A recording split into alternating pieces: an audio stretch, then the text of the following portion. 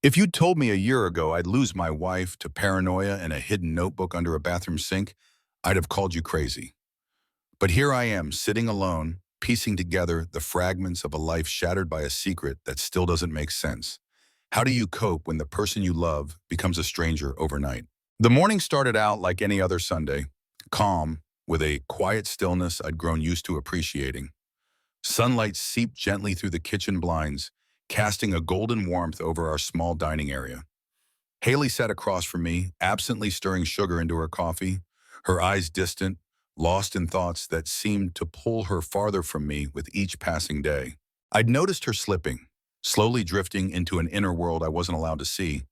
But like many things, I brushed it off, convincing myself it was nothing serious. That illusion shattered abruptly when two uniformed officers appeared at our doorstep, interrupting our fragile routine.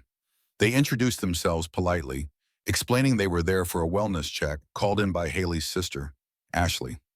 My heart sank. I knew Ashley worried often, but this felt different. I stood frozen in the doorway, anxiety gripping me tightly. What could have prompted Ashley to make this call, I wondered, as confusion and embarrassment clouded my mind. Haley, however, didn't seem surprised. Her expression remained blank, indifferent even, as she calmly told the officers she couldn't speak openly. Her voice trembled slightly, betraying an undercurrent of fear I'd never heard before. I pleaded gently for her to tell me what was going on, but she only shook her head, sadness filling her eyes as if my presence somehow made things more dangerous for her. "Haley, please," I whispered softly, reaching for her hand. But she pulled away instinctively, her gaze shifting nervously between the officers and me. Before I could fully understand what was happening, she simply stepped outside, barefoot, wrapped only in her faded bathrobe and bonnet, and allowed the officers to escort her to their patrol car. My stomach twisted painfully, panic and confusion swirling within me. Where were they taking her, and why did she leave so willingly? I felt helpless, desperately searching for answers but finding none. Hours passed slowly, each minute dragging painfully by as silence engulfed our home. Eventually, I received the call to pick her up from the station.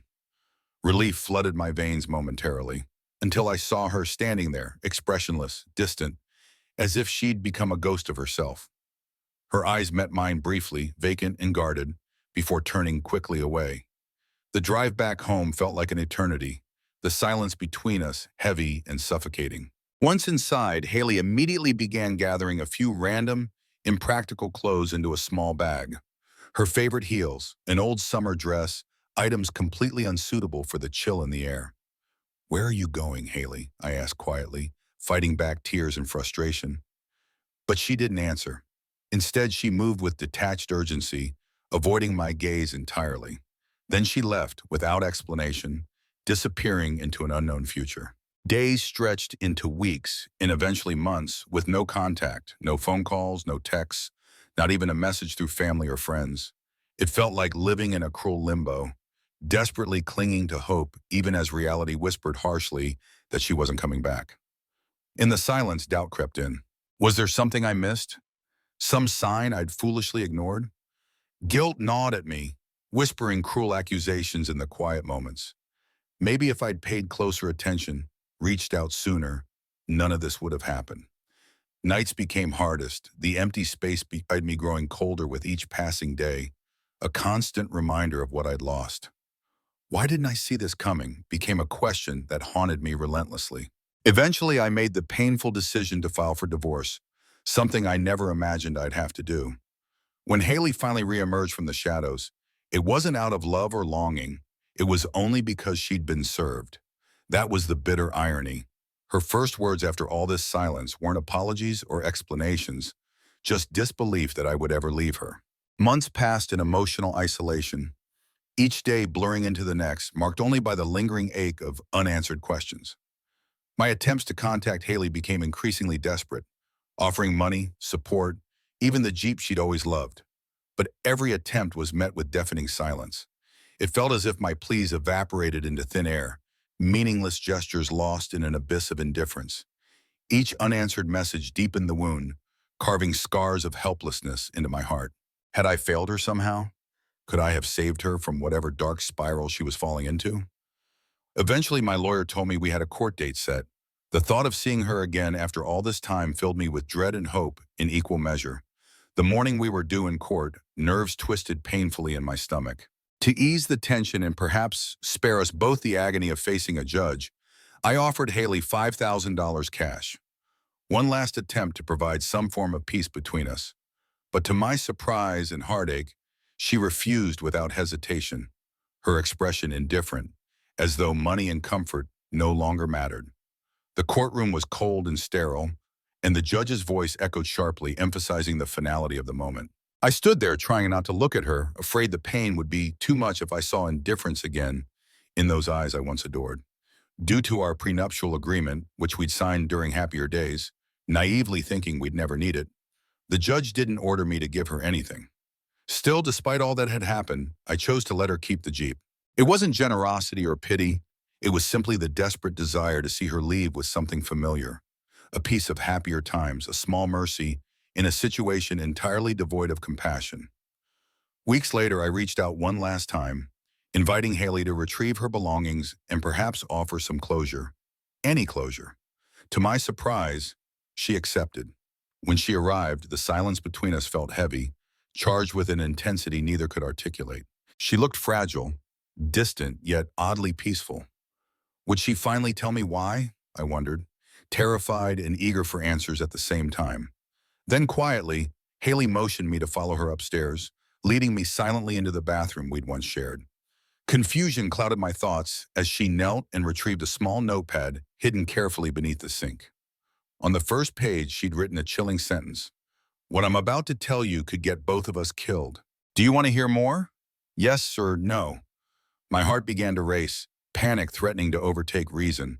I nodded slowly, barely breathing, as she handed me the pen.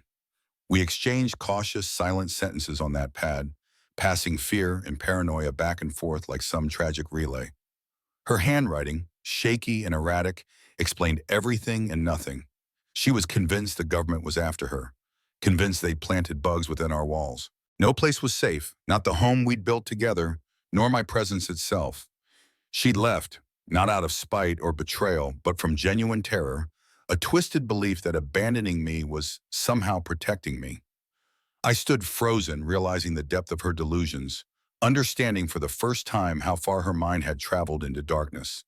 It broke something within me, a realization so painful it left me breathless. What happened to the gentle, joyful woman I'd married?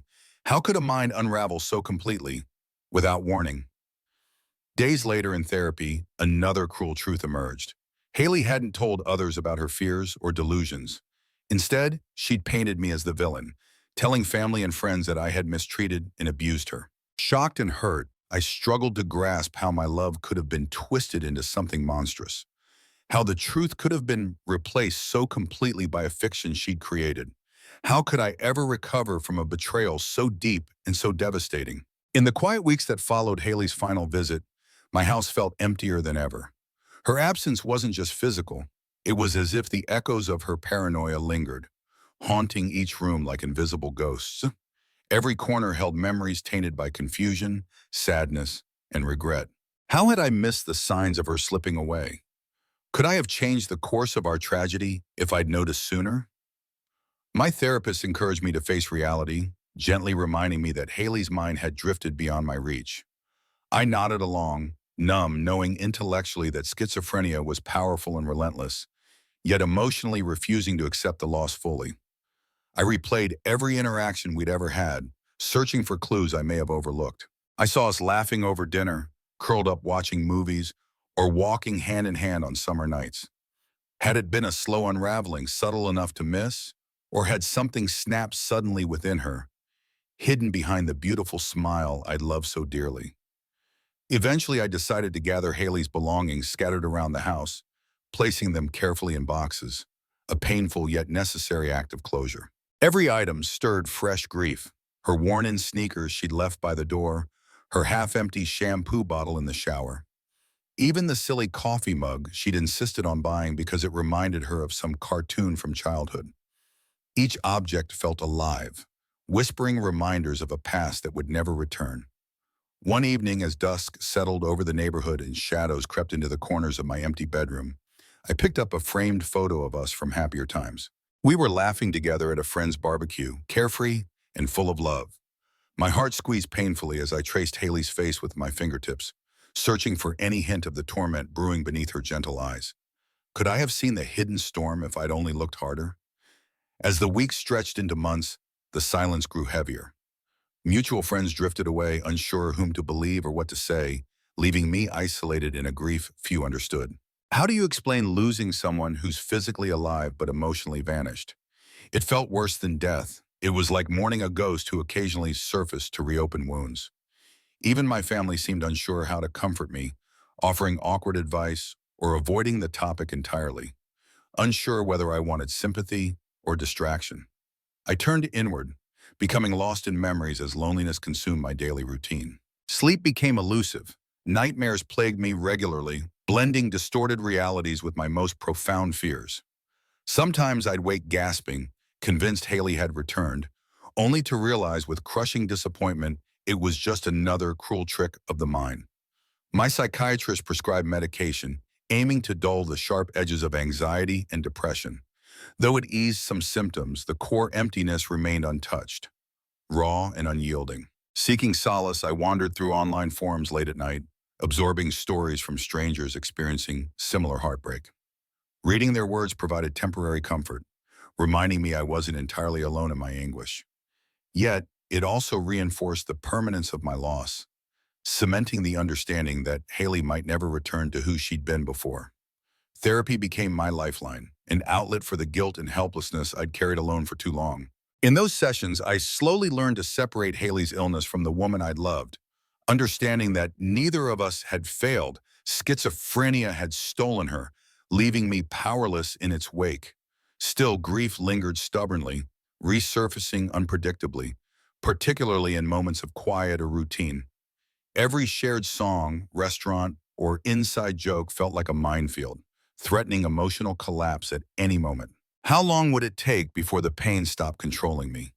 Would there ever be peace after losing someone I loved so completely, yet whose absence left me questioning everything I knew about trust and connection? As months slowly transformed into a full year, I began navigating my days with something resembling acceptance, though peace still eluded me. I found myself caught between two worlds, the papa now, where Haley's laughter echoed warmly, and the present, where silence held me captive. Friends would cautiously ask, "How are you doing these days?" But what answer could I possibly give them?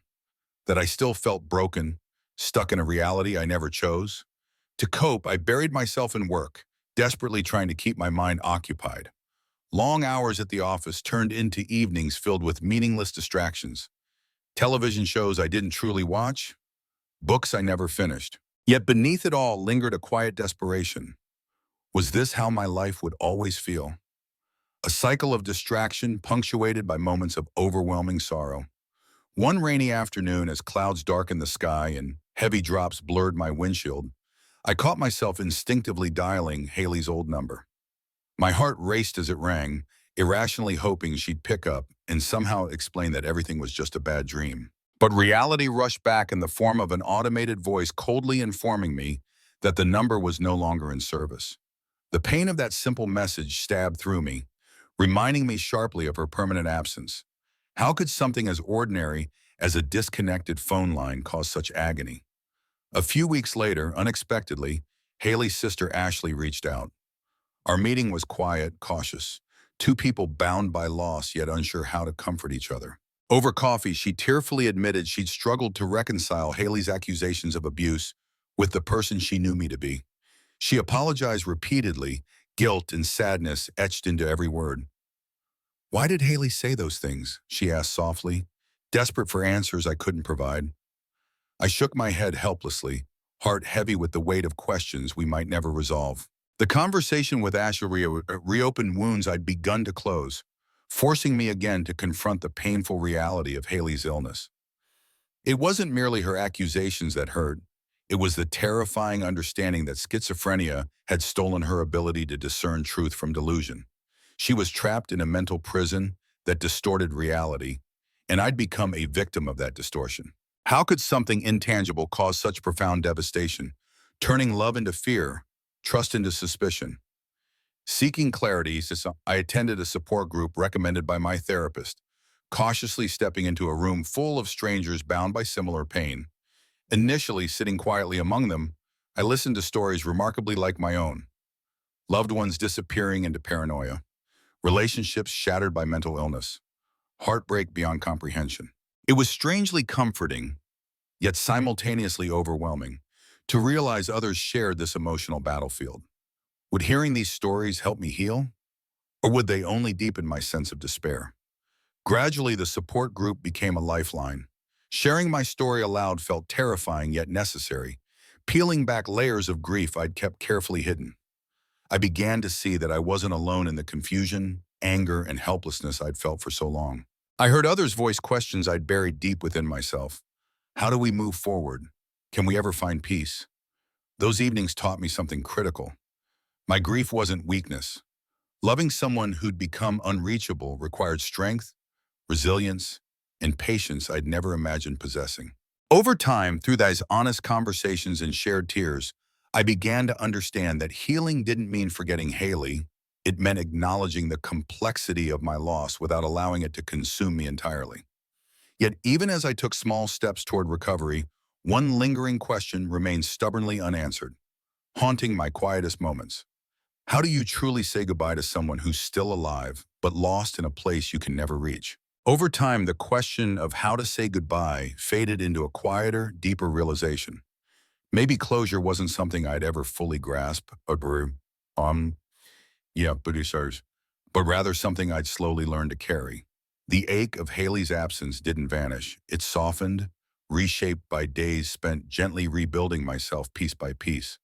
I began finding solace in small routines, rediscovering comfort in simple moments. Mornings sipping coffee on my porch, the quiet rustle of autumn leaves, the familiar hum of daily life that once felt unbearable slowly became grounding.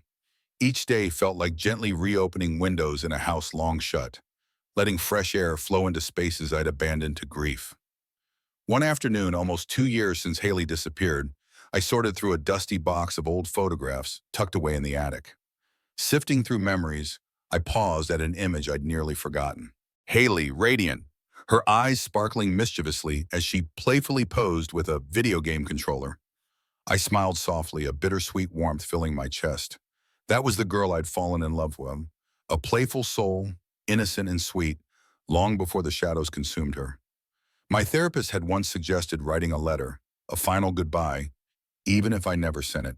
Initially, I'd resisted. Writing felt like admitting defeat, like closing a door I wasn't ready to shut.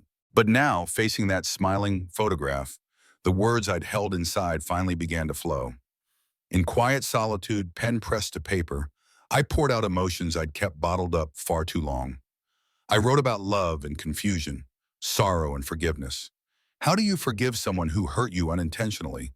Could I forgive myself for not recognizing sooner the battle she faced inside? When finished, I folded the pages carefully and placed them in an envelope marked simply with her name. I knew I'd likely never send it. Perhaps the act itself was the true purpose. To release emotions I'd clung to desperately, allowing space for healing to truly begin.